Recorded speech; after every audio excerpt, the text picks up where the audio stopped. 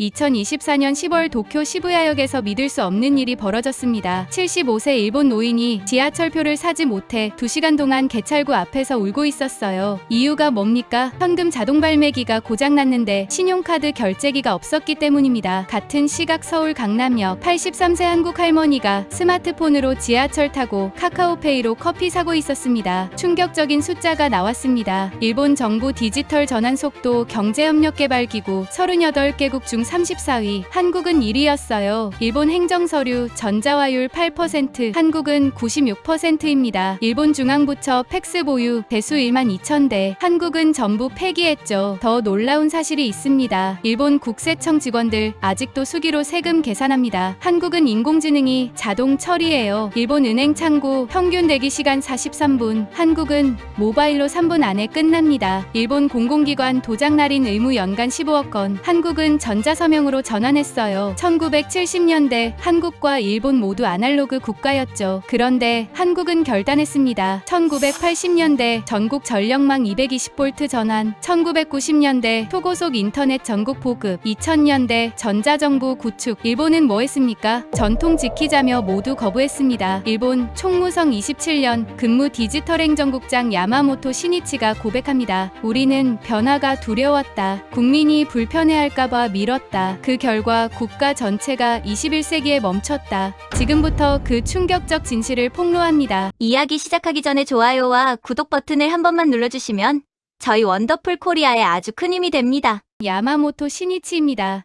일본 총무성 디지털 행정국에서 국장직을 맡고 있어요. 27년간 일본 정부 전산화와 행정 효율화 업무를 담당했습니다. 2024년 11월 8일 금요일 오후 3시 20분. 제 인생에서 가장 충격적인 순간이었죠. 도쿄 가스미가세키 총무성 본관 14층 회의실. 형광등 불빛이 차갑게 내려앉아 있었어요. 창밖으로는 도쿄 시내가 내려다 보였습니다. 고층 빌딩들 사이로 황혼이 지고 있었죠. 테이블 위에는 A사 용지 78페이지 보고서가 놓여 있었습니다. 제목을 보는 순간 숨이 막혔어요. 한국 대비 일본 디지털 경쟁력 분석 2024점. 부제가 더 충격적이었습니다. 30년간 격차 확대 추이 역전 불가능 영역 분석. 보고서를 펼치는 제 손이 떨렸습니다. 첫 페이지에 그래프가 있었어요. 1990년부터 2024년까지 34년간 한국과 일본의 디지털 경쟁력 추이였습니다. 1990년 일본이 앞서 있었어요. 점수 차이는 크지 않았지만 분명 일본이 위였죠. 1995년까지도 일본이 우위를 유지했습니다. 그런데 2000년부터 선이 교차하기 시작했어요. 한국 선은 가파르게 상승했습니다. 일본 선은 완만하게 올라가다가 2010년부터 정체됐죠. 2015년부터는 오히려 하락했어요. 2024년 현재 격차는 압도적이었습니다. 한국 92점, 일본 34점, 58점 차이였죠. 옆에 앉은 동료 사토 과장이 말했습니다. 이건 회복 불가능한 격차입니다. 제가 물었어요. 왜 그렇게 생각하냐고요. 사토 과장이 보고서 5페이지를 펼쳤습니다. 인프라 투자 비교 항목이었죠. 1995년부터 2024년까지 30년간 한국 정부가 디지털 인프라에 투자한 금액 총 420조 원이었습니다. 같은 기간 일본 정부 투자액 85조 원에 불과했어요. 한국이 5배 더 투자한 겁니다. 일본 국내 총생산이 한국의 3.5배인데도 말이죠. 더 놀라운 건 투자 시기였습니다. 한국은 1995년부터 2005년까지 10년간 집중 투자했어요. 전체 투자액의 68%를 이 시기에 쏟아부었습니다. IMF 외환위기 직후였죠. 나라가 망할 뻔한 상황에서도 미래를 위해 투자한 겁니다. 일본은 달랐어요. 1995년부터 2005년까지 투자액이 미미했습니다. 경제 호황기였는데도 투자를 안 했죠. 2010년대 들어서야 투자를 늘렸지만 이미 늦었어요. 한국이 인프라를 다 깔아놓은 후였습니다. 보고서 다음 페이지를 넘겼습니다. 국민 체감도 조사 결과가 나왔어요. 2024년 10월 실시한 설문이었습니다. 일본 국민 3,000명, 한국 국민 3,000명을 대상으로 했죠. 질문은 간단했습니다. 일상생활에서 디지털 기술이 편리하다고 느끼는가? 한국 응답자 94%가 그렇다고 답했어요. 일본 응답자는 23%만 그렇다고 했습니다. 71%포인트 차이였죠. 구체적 사례들이 충격적이었습니다. 한국 응답자들이 말한 편리한 점. 스마트폰으로 모든 은행 업무 가능. 병원 예약부터 진료까지 비대면 처리. 정부 민원 서류 집에서 출력. 지하철 택시, 버스 하나의 카드로 이용. 배달 음식 주문부터 결제까지 3분. 일본 응답자들이 말한 불편한 점은 정반대였습니다. 은행 업무하려면 창구 가야 함. 평균 대기 43분. 병원 예약 전화로만 가능. 통화 연결까지 20분 대기. 정부 서류 발급, 구청 직접 방문 필수. 왕복 2시간 소요. 교통카드 지역마다 달라서 여러 개 소지. 현금 없으면 생활 불가능. 저는 보고서를 읽으며 가슴이 답답해졌습니다. 27년간 제가 해온 일이 뭐였을까요? 국민을 편하게 하겠다고 공직에 들어왔는데 오히려 불편하게 만든 건 아닐까요? 사토 과장이 다음 장을 넘겼습니다. 전력 인프라, 비교 항목이 나왔어요. 이게 모든 문제의 시작이었습니다. 한국 가정용 전압 220V, 일본 가정용 전압 100V. 이 차이가 50년 후 국가 운명을 갈라놓았죠. 보고서에 설명이 자세히 나와 있었습니다. 1970년대 두 나라 모두 전압 상향 논의가 있었어요. 당시 세계 표준은 220V에서 240V였습니다.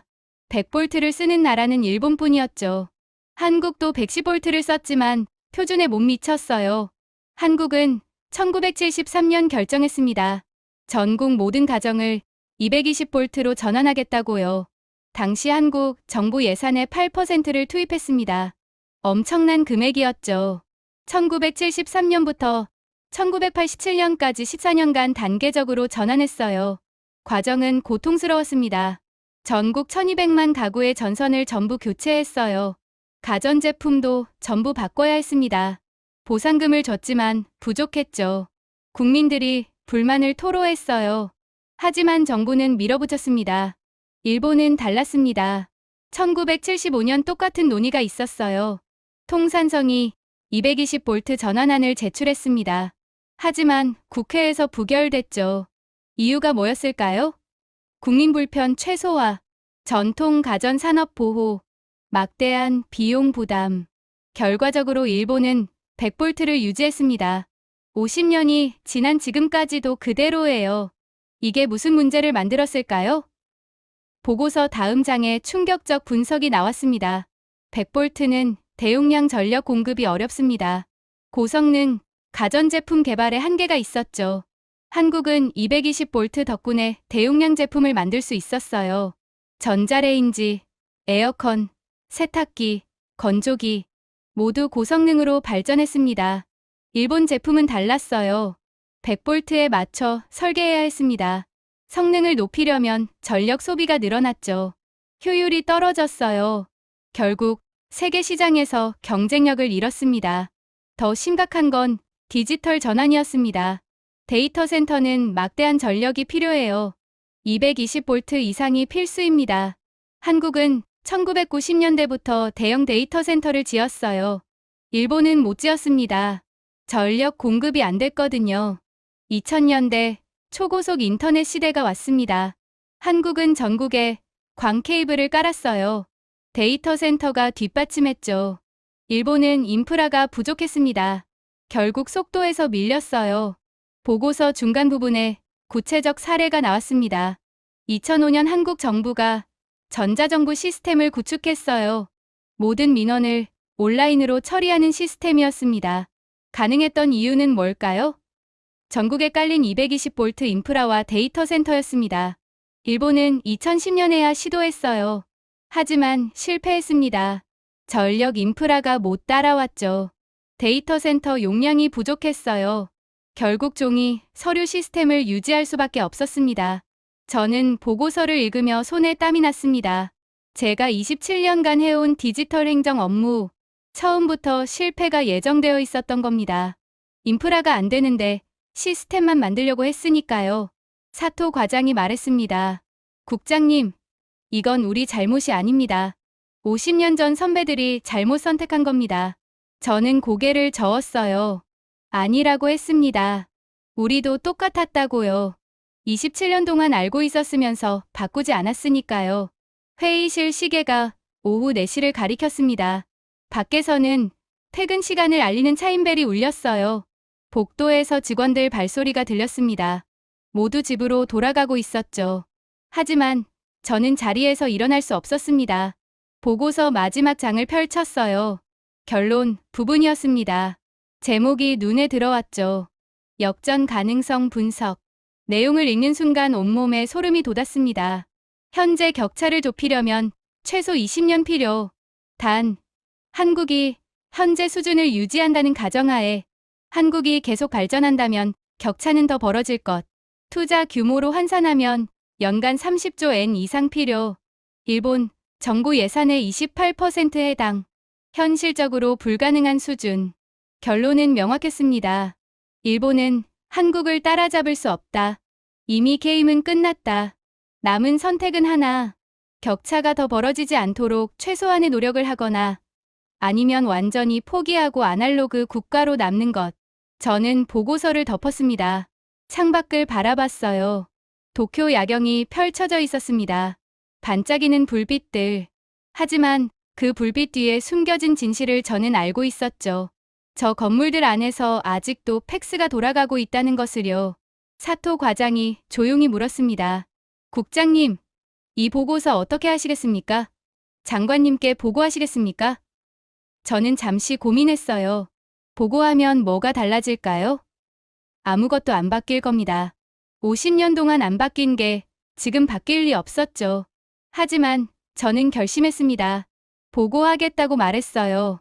적어도 우리 세대는 알아야 한다고 했습니다. 우리가 얼마나 뒤처져 있는지, 한국이 얼마나 앞서 있는지, 그래야 다음 세대라도 바꿀 수 있으니까요. 다음 날 토요일 오전 10시, 총무성 장관실로 향했습니다. 보고서를 들고요. 장관은 60대 중반 정치인이었어요. 삼선 중의원 의원이었죠. 보수 성향이 강한 분이었습니다. 장관실 문을 두드렸습니다. 들어오라는 목소리가 들렸어요. 문을 열고 들어갔습니다. 장관이 책상 뒤에 앉아 있었죠. 무슨 일인가 물었습니다. 저는 보고서를 건넸어요. 장관이 보고서를 펼쳤습니다. 첫 페이지 그래프를 보더니 표정이 굳었어요. 다음 장을 넘겼습니다. 그리고 또 넘겼죠. 10분 동안 아무 말 없이 읽었습니다. 보고서를 덮은 장관이 물었습니다. 이게 사실인가? 저는 고개를 끄덕였어요. 전부 정부 공식 통계와 국제기구 자료를 바탕으로 작성했다고 말했습니다. 장관이 한숨을 쉬었죠. 잠시 침묵이 흘렀습니다. 장관이 창밖을 바라보며 말했어요. 내가 국회의원 된 게 1995년이었네. 그때 한국은 우리보다 훨씬 가난했지.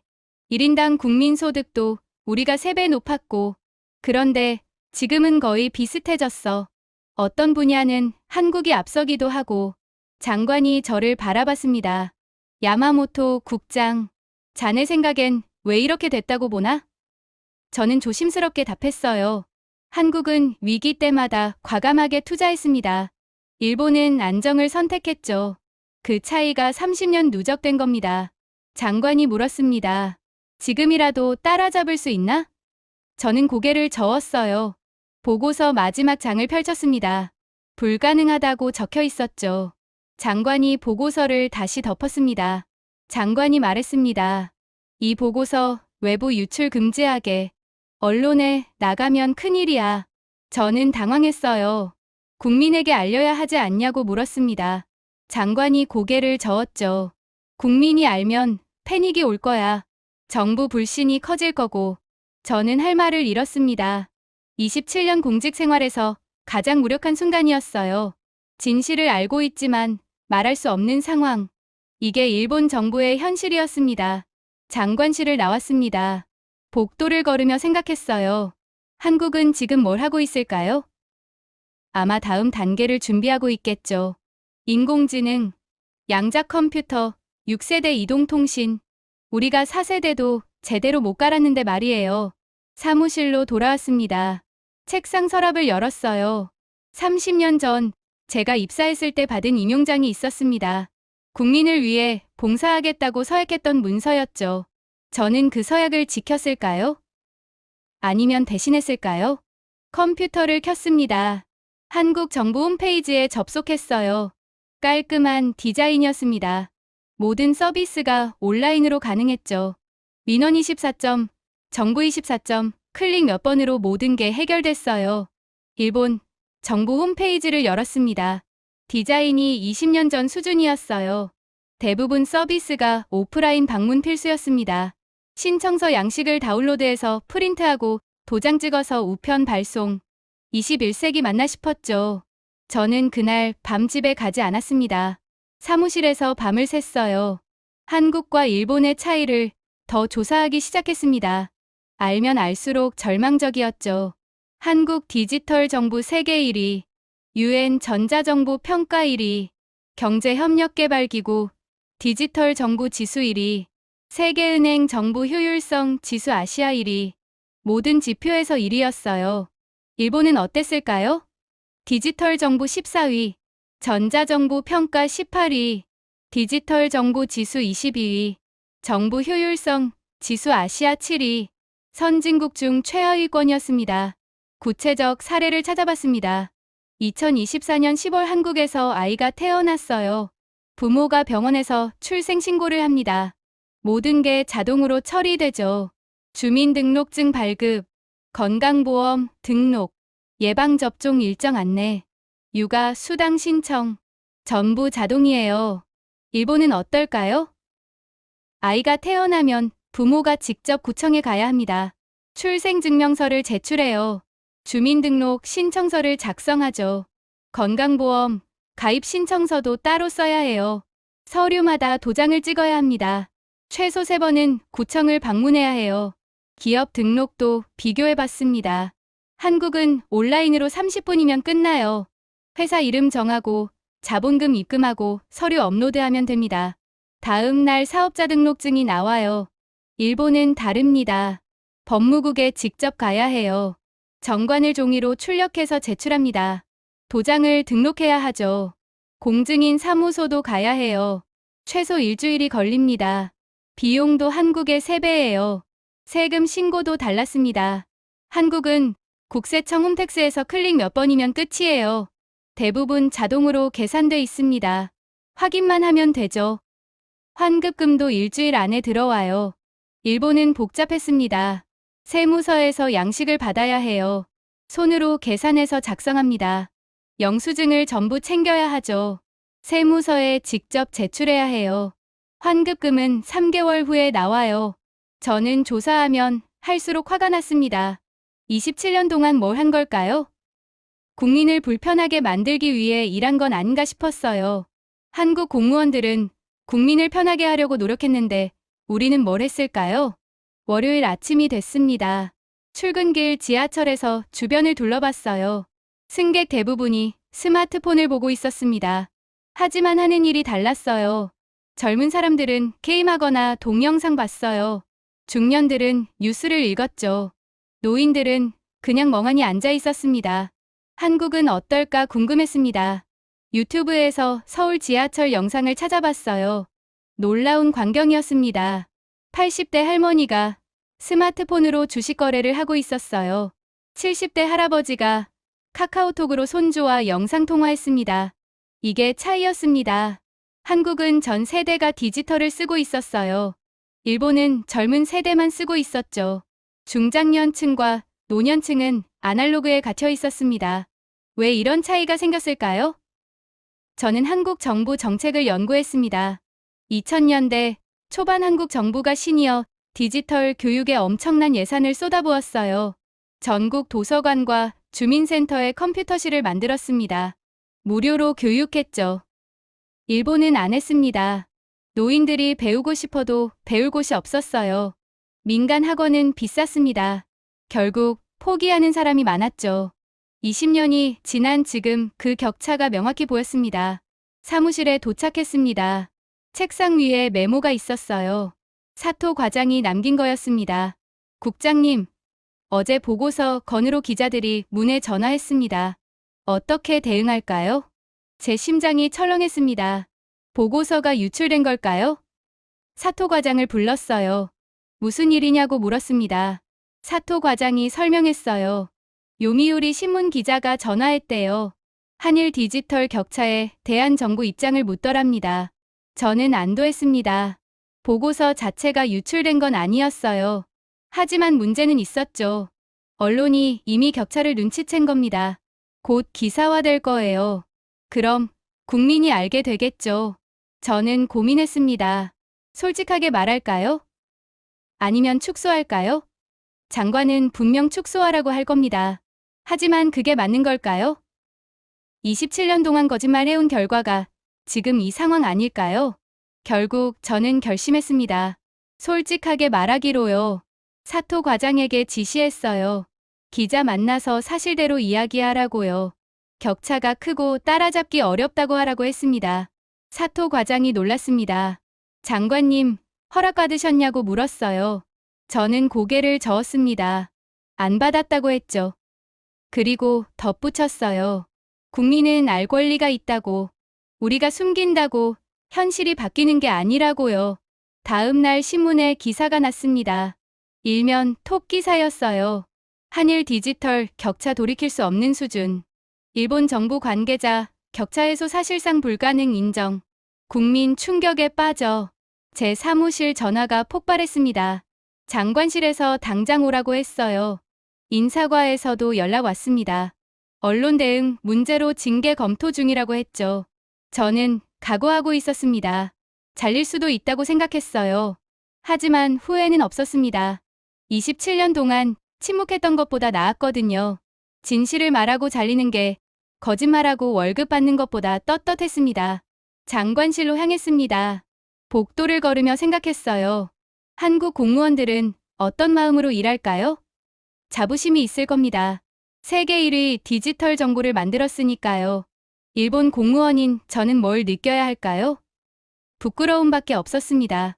장관실 문을 열었습니다. 장관뿐 아니라 차관과 국장 5명이 앉아 있었어요. 긴급 회의였던 겁니다. 분위기가 차가웠죠. 장관이 신문을 책상에 던졌습니다. 이게 뭔가? 목소리가 떨렸어요. 저는 담담하게 답했습니다. 사실입니다. 우리가 한국보다 뒤처진 게 맞습니다. 장관이 책상을 쳤어요. 그걸 왜 언론에 말하나? 국민이 패닉 상태야. 저는 고개를 숙이지 않았습니다. 국민은 알 권리가 있습니다. 차관이 끼어들었어요. 야마모토 국장, 자네 27년 공직 생활이 아깝지 않나? 이러다 옷 벗어야 할 텐데. 저는 각오했다고 답했습니다.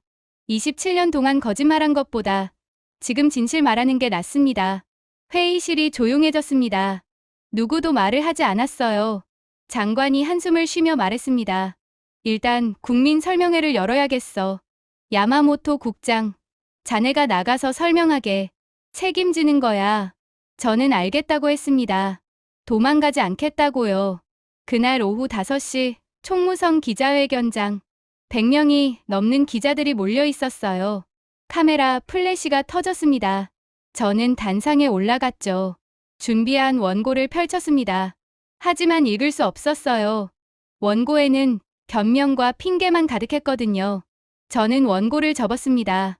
그리고 제 언어로 말하기 시작했어요. 국민 여러분, 27년간 공직자로서 솔직하게 말씀드리겠습니다. 일본은 디지털 전환에 실패했습니다. 한국에 압도적으로 뒤처졌어요. 이건 우리 세대의 책임입니다. 50년 전 선배들이 잘못 선택했고 우리는 바로잡지 못했습니다. 기자들이 술렁였습니다. 한 기자가 손을 들었어요. 구체적으로 어떤 부분에서 뒤처졌습니까? 저는 숫자로 답했습니다. 행정 전자화율 한국 96%, 일본 8%, 디지털 정보 순위 한국 1위, 일본 14위, 전자결제 비율 한국 94%, 일본 32%. 다른 기자가 물었습니다. 왜 이렇게 됐습니까? 저는 깊게 숨을 들이쉬었어요. 그리고 1970년대로 돌아가 이야기를 시작했습니다. 1973년 한국 정부는 결단했습니다. 전국 전합을 220볼트로 올리기로요. 당시 한국은 가난했어요. 1인당 국민소득 400달러였습니다. 하지만 정부 예산의 8%를 투입했죠. 14년간 1200만 가구 전선을 전부 교체했어요. 같은 시기 일본은 뭘 했을까요? 논의만 하다가 포기했습니다. 비용이 너무 크다고요. 국민 불편이 크다고요. 100볼트를 유지하기로 결정했어요. 당시엔 합리적 선택처럼 보였습니다. 하지만 50년이 지난 지금 그 선택의 결과가 명확히 보입니다. 220볼트가 없으니 대용량 전력 공급이 어려웠어요. 데이터 센터를 못 지었습니다. 초고속 인터넷 인프라가 약했죠. 전자정부 시스템을 못 만들었어요. 한국은 달랐습니다. 220볼트 덕분에 모든 게 가능했어요. 1990년대 초고속 인터넷 전국 보급, 2000년대 전자정부 구축, 2010년대 스마트폰 혁명, 2020년대 인공지능 도약, 모두 전력 인프라가 받쳐졌기 때문입니다. 회견장이 조용해졌습니다. 기자 한 명이 물었어요. 지금이라도 따라잡을 수 있습니까? 저는 고개를 저었습니다. 보고서에 따르면 불가능합니다. 격차를 좁히려면 20년 이상 걸려요. 연간 30조 엔 투자가 필요합니다. 정부 예산의 28%죠. 현실적으로 불가능한 금액입니다. 한 기자가 날카롭게 물었습니다. 그럼 일본은 끝난 겁니까? 저는 잠시 말을 멈췄어요. 그리고 조심스럽게 답했습니다. 디지털 경쟁에서는 졌습니다.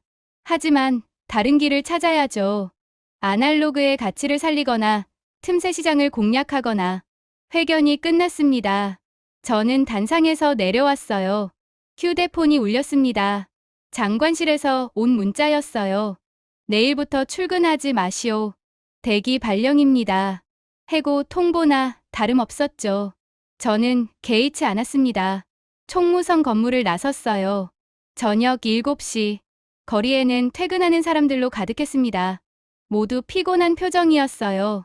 저는 그들을 보며 생각했습니다. 이 사람들은 알까요? 자신들이 얼마나 불편하게 살고 있는지. 집으로 가는 길에 편의점에 들렀습니다. 음료수를 사려고요. 계산대에서 현금을 꺼냈어요. 점원이 받았습니다. 신용카드는 안 되냐고 물었더니 최소 금액이 있대요. 1000엔 이상부터 카드 된다고 했죠. 한국이었다면 어땠을까요? 100원짜리도 카드로 살 수 있을 겁니다. 아니, 카드도 필요 없어요. 휴대폰으로 결제하면 되니까요. 저는 현금을 내며 씁쓸하게 웃었습니다. 집에 도착했습니다. 아내가 저녁을 차려놨어요. TV를 켰습니다. 뉴스에서 제 기자회견을 다루고 있었죠. 앵커가 말했습니다. 충격적 고백이라고요. 일본이 한국에 완패했다고요. 댓글 창이 활성화되어 있었습니다. 국민들 반응을 봤어요. 대부분 분노였습니다. 왜 이제야 말하나? 27년 동안 뭐 했나? 세금만 축 내고 책임져라. 당연한 반응이었죠. 하지만 다른 댓글도 있었습니다. 용기 있는 발언이다. 진실을 말해줘서 고맙다. 이제라도 바꿔야 한다. 저는 그 댓글들을 보며 위안을 받았어요. 적어도 일부는 이해해주는구나 싶었습니다. 다음 날 저는 한국행 비행기를 예약했습니다. 직접 가서 봐야겠다고 생각했어요. 보고서로만 보는 게 아니라 눈으로 확인하고 싶었습니다. 한국이 정말 그렇게 앞서 있는지요. 11월 12일 화요일 오전 인천공항에 도착했습니다. 입국장을 나서는 순간부터 달랐어요. 공항 안내판이 전부 디지털이었습니다. 실시간으로 정보가 업데이트됐죠. 일본은 아직도 종이 표지판이 많은데 말이에요. 공항 철도를 탔습니다. 티켓 사는 것도 신기했어요. 자동 발매기에 신용카드만 대면 됐습니다. 현금 넣을 필요도 없었죠. 휴대폰으로도 살 수 있었어요. 일본은 현금이 기본인데 말입니다. 전철 안에서 주변을 관찰했습니다. 승객 대부분이 스마트폰을 보고 있었어요. 젊은이뿐 아니라 중년도 노년도 마찬가지였습니다. 70대로 보이는 할머니가 스마트폰으로 주식 거래를 하고 있었죠. 서울역에 도착했습니다. 역, 구내가 깨끗했어요. 디지털 안내판이 곳곳에 있었습니다. 길 찾기가 쉬웠죠. 일본역은 복잡하고 표지판이 불친절한데 말이에요. 호텔 체크인을 했습니다. 여권만 보여주면 끝이었어요. 서류 작성할 필요 없었습니다. 전부 자동으로 처리됐죠. 일본 호텔은 종이 서류를 여러 장 써야 하는데요. 저는 서울 시내를 돌아다니기 시작했습니다. 명동, 강남, 홍대, 젊은이들이 많은 곳을 갔어요. 놀라운 광경들이 펼쳐졌습니다. 식당에 들어갔습니다. 테이블에 태블릿이 있었어요. 직접 주문하는 시스템이었습니다. 종업원을 부를 필요가 없었죠. 결제도 테이블에서 했어요. 카드를 태블릿에 대니까 바로 처리됐습니다. 편의점도 신기했습니다. 무인 계산대가 있었어요. 상품을 올려놓으니 자동으로 인식했습니다. 카드나 휴대폰으로 결제하면 끝이었죠. 점원이 필요 없었어요. 지하철역 근처에서 노숙자를 봤습니다. 그런데 그 노숙자도 스마트폰이 있었어요. 신기해서 관찰했습니다. 정부 지원금을 휴대폰으로 받고 있었죠. 일본은 노숙자가 서류 받으러 구청 가야 하는데요. 저는 한국 정부청사도 방문했습니다. 사전에 연락했던 한국행정안전부 담당자를 만났어요. 김민수 과장이라는 분이었습니다. 40대 초반으로 보였죠. 김민수 과장이 청사를 안내해줬습니다. 놀라운 점이 많았어요. 우선 종이 서류가 거의 없었습니다. 모든 문서가 전자화되어 있었죠. 결제도 전부 온라인이었어요. 김민수 과장이 설명했습니다. 2000년대 초반 전자정부를 구축했어요. 처음엔 공무원들이 반발했습니다. 익숙한 종이 서류를 버리기 싫어했죠. 하지만 정부가 강력하게 밀어붙였어요. 2005년 모든 중앙부처 문서를 전자화했습니다. 2010년 지방자치단체까지 확대했어요. 2015년 민원 서류까지 전자화했죠. 지금은 종이 서류가 거의 없습니다. 저는 물었습니다. 노인들은 어떻게 적응했냐고요. 김민수 과장이 답했습니다. 정부가 교육 프로그램을 운영했어요. 전국 주민센터와 도서관에서 무료로 가르쳤습니다. 10년 넘게 투자했죠. 결과가 어땠냐고 물었습니다. 김민수 과장이 웃으며 답했어요. 지금 70대 이상 스마트폰 사용률이 78%입니다. 대부분 모바일 뱅킹도 하고 정부 서비스도 이용해요. 일본보다 훨씬 높을 겁니다. 저는 할 말을 잃었습니다. 일본 70대 이상 스마트폰 사용률은 23%였거든요. 3배 이상 차이가 났어요. 김민수 과장이 덧붙였습니다. 투자를 아끼지 않았어요. 국민이 편해지면 경제도 좋아진다고 믿었습니다. 행정안전부를 나와 거리를 걸었습니다. 오후 3시쯤 됐을까요? 한 구청 앞을 지나갔어요. 민원실을 들여다봤습니다. 사람이 거의 없었어요. 창구 직원들이 한가해 보였죠. 한 직원에게 물었습니다. 민원이 적냐고요. 직원이 답했어요. 대부분 온라인으로 처리해요. 여기 오는 사람은 정말 특수한 경우뿐이에요. 하루 10명도 안 됩니다. 일본과 정반대였습니다. 일본 구청은 항상 사람으로 가득해요. 줄을 서서 기다려야 합니다. 평균 대기 시간이 1시간이 넘죠. 한국은 온라인으로 5분이면 끝나는 일을 일본은 구청 가서 1시간 기다려야 하는 겁니다. 병원도 가봤습니다. 예약 시스템이 인상적이었어요. 앱으로 예약하고 진료받고 결제까지 전부 비대면이었습니다. 병원에 간 건 진찰받을 때뿐이었죠. 일본은 다릅니다. 전화로 예약해야 해요. 통화 연결까지 20분 기다립니다. 병원 가서도 서류 작성하고요. 결제는 창구에서 현금으로 해야 하죠. 영수증도 종이로 받고요. 저는 3일 동안 서울 곳곳을 다녔습니다. 볼수록 절망적이었어요. 한국이 앞선 게 아니라 일본이 너무 뒤처진 겁니다. 50년 전 선택의 결과가 이렇게 명확히 보일 줄 몰랐죠. 마지막 날 명동거리를 걷고 있었습니다. 80대로 보이는 할머니가 길을 물었어요. 저는 일본어로 모른다고 했습니다. 할머니가 알았다며 스마트폰을 꺼냈어요. 지도 앱을 켜더니 길을 찾았습니다. 저는 그 모습을 보며 눈물이 날 뻔했습니다. 80대 한국 할머니가 스마트폰으로 길을 찾는데 일본 80대는 영무원한테 물어봐야 하니까요. 이게 50년 선택의 차이였습니다. 인천공항으로 향했습니다. 비행기 시간까지 2시간 남았어요. 공항 라운지에 앉아 노트북을 열었습니다. 보고서를 다시 정리하기 시작했죠. 제목을 바꿨습니다. 일본은 왜 한국을 이길 수 없는가? 부제도 새로 달았어요. 50년 전 선택이 만든 돌이킬 수 없는 격차. 타자를 치기 시작했습니다. 1970년대 두 나라는 같은 기로에 섰다. 220볼트로 갈 것인가? 100볼트를 유지할 것인가? 한국은 고통을 감수하고 전환했다. 일본은 편안함을 선택하고 유지했다. 50년이 지난 지금 결과는 명확하다.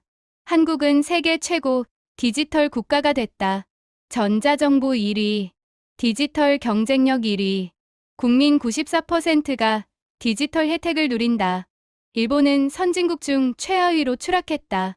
디지털 정보 14위, 국민 23%만 디지털 혜택을 받는다. 격차는 계속 벌어지고 있다.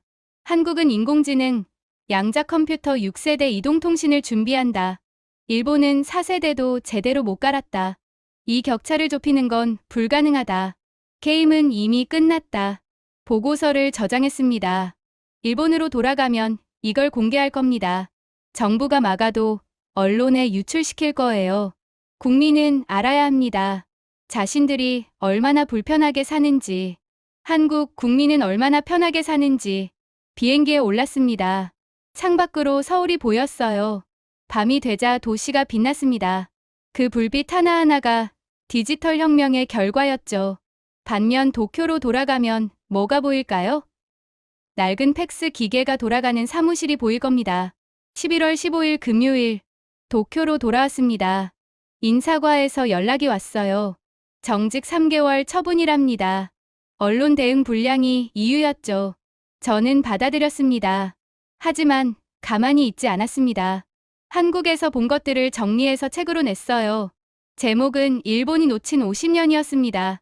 출판사에서 출간을 거부했죠. 정치적으로 민감하다고요. 저는 자비 출판했습니다. 인터넷으로만 판매했어요. 반응이 폭발적이었습니다. 일주일 만에 10만 부가 팔렸죠. 특히 젊은 세대가 많이 샀어요. 자신들이 얼마나 불편하게 사는지 몰랐다고 했습니다. 책 내용은 단순했습니다. 한국과 일본을 비교한 거였어요. 같은 일을 하는데 한국은 5분, 일본은 1시간. 한국은 스마트폰, 일본은 구청 방문. 한국은 무료, 일본은 수수료. 모든 것이 달랐죠. 독자 반응이 쏟아졌습니다. 댓글 창이 불타올랐어요. 한국에 이민 가고 싶다. 일본 정부는 뭐 했나? 50년 동안 세금만 축냈다. 당연한 분노였습니다. 하지만 다른 반응도 있었습니다. 보수 성향 사람들이었죠. 한국을 미화하지 마라. 일본 전통이 더 중요하다. 디지털이 다가 아니다. 아날로그의 가치를 지켜야 한다. 저는 답글을 달았습니다. 전통도 중요합니다. 하지만 국민 편의는 더 중요하지 않을까요? 80대 할머니가 구청 가려고 2시간 기다리는 게 전통입니까? 병원 예약하려고 20분 통화 대기하는 게 가치입니까? 논쟁이 뜨거워졌습니다. 언론에서도 다뤘어요. 찬반이 갈렸습니다. 진보 언론은 변화가 필요하다고 했고요. 보수 언론은 성급한 판단이라고 했죠. 정부도 움직였습니다. 디지털 전환 특별위원회를 만들었어요. 하지만 실질적 변화는 없었습니다. 회의만 하고 결정은 미뤘죠. 50년 전과 똑같았어요. 저는 실망했습니다. 3개월 정직 기간이 끝났어요. 복직, 통보를 받았습니다. 하지만 저는 사표를 냈어요. 27년 공직 생활을 정리했습니다. 동료들이 말렸습니다. 연금 얼마 안 남았는데 왜 그러냐고요. 저는 답했어요. 바뀌지 않을 조직에서 일할 수 없다고. 차라리 밖에서 목소리 내겠다고 했습니다. 퇴직 후 저는 강연을 다녔습니다. 대학교, 기업, 시민단체, 부르는 곳마다 갔어요. 주제는 하나였습니다. 한국은 어떻게 일본을 앞질렀나? 청중 반응은 항상 비슷했습니다. 처음엔 의심했어요. 한국이 그렇게 좋나? 과장 아니냐? 하지만 구체적 숫자를 보여주면 충격받았죠. 특히 젊은이들이 많이 놀랐습니다. 한 대학생이 질문했습니다. 교수님, 저희 세대는 뭘 해야 할까요? 일본에 남아야 할까요? 한국으로 가야 할까요? 저는 솔직하게 답했어요. 선택은 본인 몫입니다. 하지만 저라면 기회가 더 많은 곳으로 갈 겁니다. 그 말이 논란이 됐습니다. 보수 언론이 비판했어요. 젊은이들에게 탈일본을 부추긴다고요. 하지만 저는 개의치 않았습니다. 사실을 말했을 뿐이니까요. 실제로 한국행을 선택하는 일본 청년이 늘었습니다. 2024년 한 해 동안 2만 명이 한국으로 갔어요. 유학, 취업, 이민. 이유는 다양했지만 목적은 하나였죠. 더 나은 삶. 저는 그들을 이해했습니다. 일본에선 모든 게 불편했으니까요.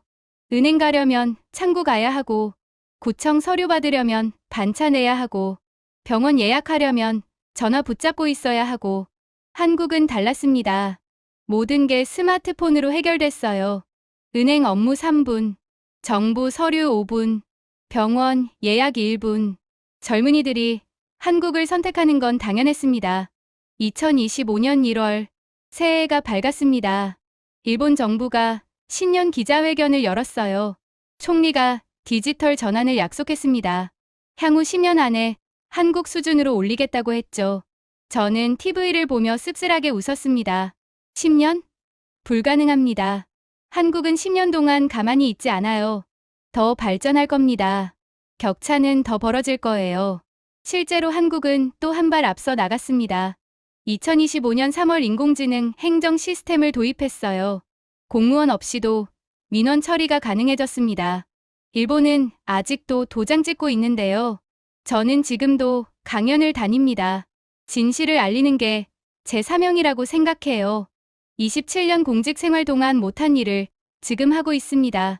국민에게 솔직하게 말하는 것. 오늘도 한 고등학교에서 강연했습니다. 학생 500명이 모였어요. 제가 물었습니다. 여러분은 10년 후 어디서 살고 싶나요? 손을 들어보세요. 일본이라고 답한 학생 80명. 한국이라고 답한 학생 320명. 미국, 유럽, 기타 100명. 충격적이었습니다. 고등학생 64%가 한국을 택했어요. 저는 학생들에게 말했습니다. 어디를 선택하든 후회하지 마세요. 다만 한 가지만 기억하세요. 50년 전 어른들의 선택이 여러분의 오늘을 만들었어요. 여러분의 선택이 50년 후 다음 세대를 만들 겁니다. 강연을 마치고 집으로 돌아왔습니다. 노트북을 열었어요. 이메일이 와 있었습니다. 한국행정안전부 김민수 과장에게서였죠. 교수님, 다음 달 서울에서 디지털 정부 국제 포럼이 열립니다. 일본 사례 발표를 부탁드려요. 실패 사례로요. 다른 나라가 일본처럼 되지 않도록 경고하는 겁니다. 저는 씁쓸하게 웃었습니다. 일본이 실패 사례가 됐어요. 한때 세계 2위 경제 대국이었는데 지금은 반면교사가 됐습니다. 하지만 수락했어요. 누군가는 말해야 하니까요. 창밖을 바라봤습니다. 도쿄 야경이 펼쳐져 있었어요. 여전히 아름다운 도시입니다. 하지만 그 아름다움 뒤에 숨겨진 불편함을 저는 압니다. 저 건물 안에서 지금도 팩스가 돌아가고 있다는 것을요. 50년 전 선택, 100볼트를 유지하기로 한 그 결정, 편안함을 택하고 변화를 거부한 그 선택, 그것이 오늘의 일본을 만들었습니다. 한국은 달랐습니다. 고통스러워도 변화를 택했어요. 국민이 불편해도 미래를 위해 투자했습니다. 그 결과 지금 세계 최고가 됐죠. 이게 교훈입니다. 편안함은 쇠퇴를 부릅니다. 변화는 고통스럽지만 성장을 만들어요.